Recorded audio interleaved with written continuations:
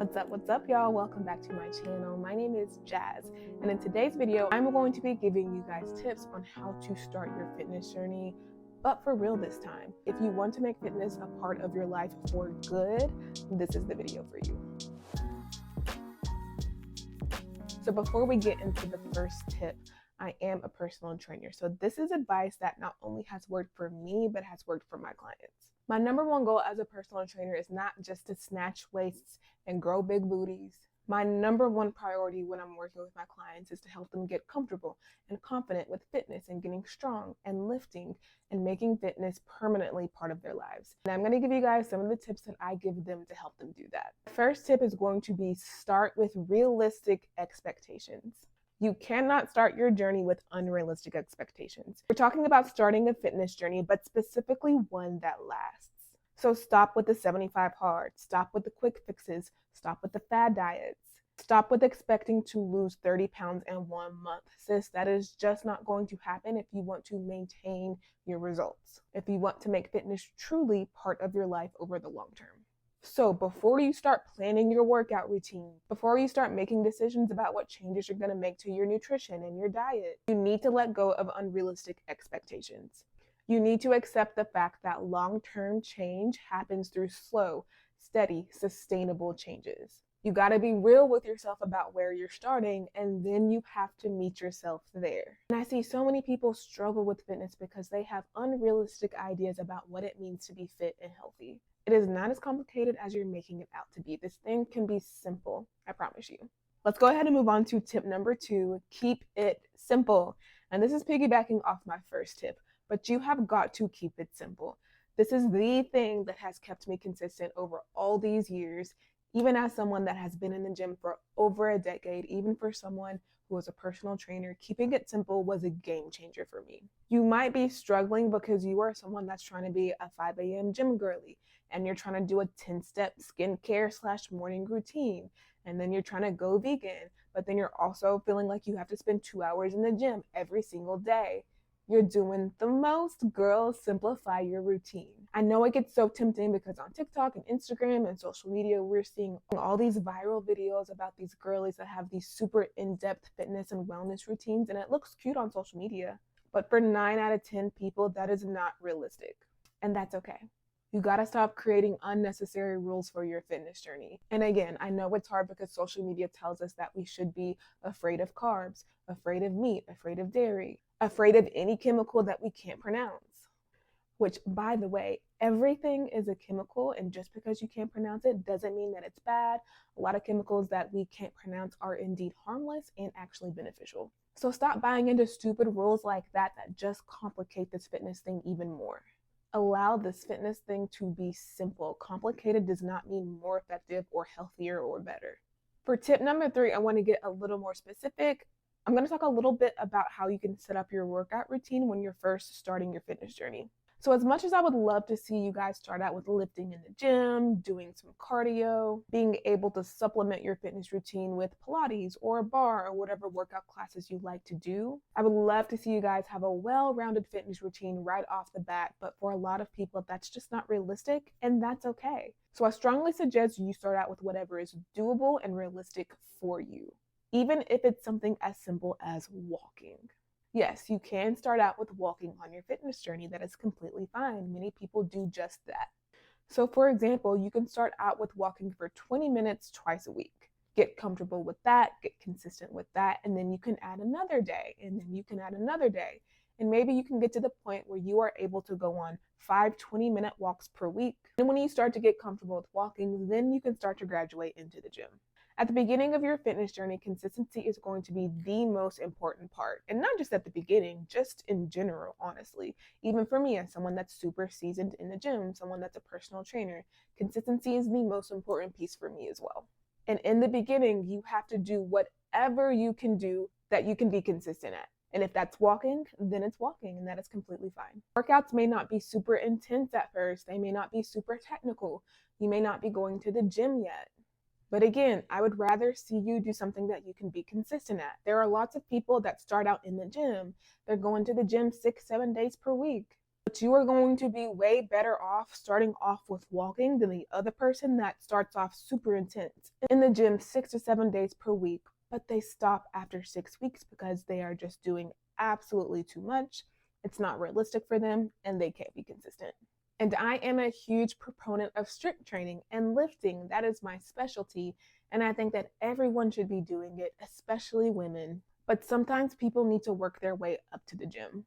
Now, if you are someone that is comfortable with getting in the gym at the beginning of your fitness journey, my recommendation is to start off with full body workouts, and you can see results with as little as 2 days per week in the gym. Now, I would love to see people in the gym 3 to 4 days per week. I have found for myself and my clients that 3 to 4 days is really the sweet spot of lifting sessions per week. But again, you can get results and see progress off of 2 days per week in the gym, and that is a great place to start. And don't worry about bodybuilding splits. So don't worry about leg day and chest day and back day. Don't worry about all that. That's doing the most right now. You don't always have to do full body, but in my professional recommendation, that is the best place for beginners to start. For tip number 4, I'm going to talk about nutrition and how you can approach nutrition when you're first starting your fitness journey, because nutrition and workouts go hand in hand. Now, my approach to nutrition is very similar to my approach to fitness, and that is to keep it simple. Take baby steps. The first thing that you're going to want to do when it comes to nutrition is understand how to fuel your body, understand how to nourish your body. You need to understand what a healthy, nutritious, well-balanced diet looks like. If you're someone that is trying to lose fat, which many people are, not everybody, but many people are wanting to lose fat on their fitness journey. And at some point, you're going to have to enter a caloric deficit. That's another video for another day. Before you even worry about getting into a deficit, you need to understand what it looks like to properly fuel your body. Now, you do not need to go on a restrictive diet. For many people, that's the first thing they think about when it comes to nutrition and their fitness journey. They want to start thinking about all the foods that they can't eat, all the foods that they have to cut out of their current diet. And that is the wrong approach. Because remember, we are looking for slow, sustainable methods. We are looking for things that we can stick to. This is not about getting results as quickly as possible. Focus first on getting those whole foods in. So your fruits, your veggies, your protein sources, meats, legumes, beans, whole grains. Yes, that includes bread. Eating well-rounded meals with all the food groups. Yes, carbs, healthy fats, proteins, fiber. Eating enough, eating regularly throughout the day. And yes, still enjoying your favorite foods in moderation. Get consistent on all those things, and then it's my recommendation that you at that point start to explore a calorie deficit if you're someone that is wanting to lose body fat. Now, for some people, simply making those changes is enough for you to start experiencing fat loss, especially if you are someone that does not eat quality foods, someone that eats out a lot. Simply making those better choices can lead to fat loss. Now, implementing all these changes can take some time. So again, take baby steps because we want these new habits to last. That is how we get consistent on our fitness journey. We create lasting, sustainable habits. And you got to take it slow and steady to be able to do that for most people. So what does that look like? So when you're first starting out, you can pick one meal and you can work on improving that one meal. So say you want to start with breakfast. Don't worry about lunch. Don't worry about dinner. Don't worry about your snacking. Focus on making your breakfast more well-balanced, more nutritious. Make sure you're getting enough protein. Make sure that you're getting some fiber. Include some fruit or veggies. Work on creating a well-rounded breakfast. Get comfortable and consistent at that. And then you can move on to lunch or dinner. Just take your time and go at your own pace. This is not a race. Some people can implement these changes faster than others, but if you're someone that needs a little extra time, that is completely okay. Because remember, we want these changes to stick. So don't let anybody rush you. Take your time. My 5th and final tip is that you guys have got to stop comparing yourself to other people. Specifically, girlies you see online, fitness influencers. Stop the comparison game. At the end of the day, you don't know what really happens behind the scenes. You may get frustrated because you feel like other people are getting results so much quicker than you, but again, you don't know what's going on behind the scenes. You don't know what type of methods they're using to get the results that they have. And if they're super quick results, I can almost guarantee you that they are doing something that is not sustainable. So while they may have dropped 20 pounds in a month, are they really going to keep those results? Probably not. And at the end of the day, is it really worth it if you run your body into the ground trying to get these super quick results, but you do not maintain them? Is it really worth it? I promise you it ain't worth it, sis. And you have to stop not only comparing your journey or your speed of your journey to other people, you also have to stop comparing your body to other people's, because every body is different. No two bodies are the same. You're never going to look just like her. You're never going to have her body. And this is not a knock against you at all. That is just because you are not her. You are you. You have to strive for the best version of you.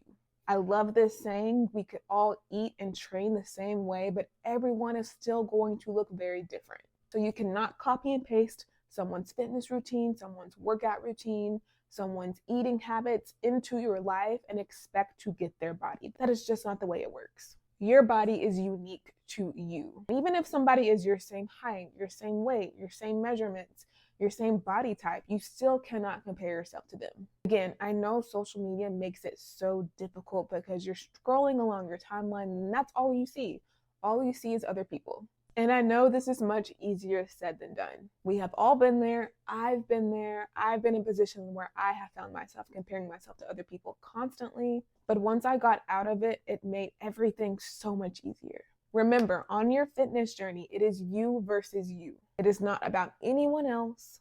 It is about you. It's about you improving yourself, you getting healthier, you getting more confident. So don't worry about what anybody else is doing on their fitness journey. You gotta worry about yourself.